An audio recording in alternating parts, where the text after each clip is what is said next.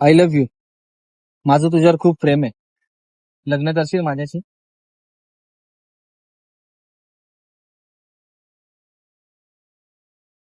पण मी तुला एक सत्य नाही सांगितलं. काय? मला कॅन्सर आहे. काय? काय वेडी आहेस काय? हे सगळं तू मला आधी का नाही सांगितलं? आता फॅमिली नाही ऐकणार. सिच्युएशन. खरं प्रेम माणसाला परिस्थिती सांगते, जे तिने मला सांगितलं. तुला ना मी फक्त आवडते, तू प्रेम नाही करत.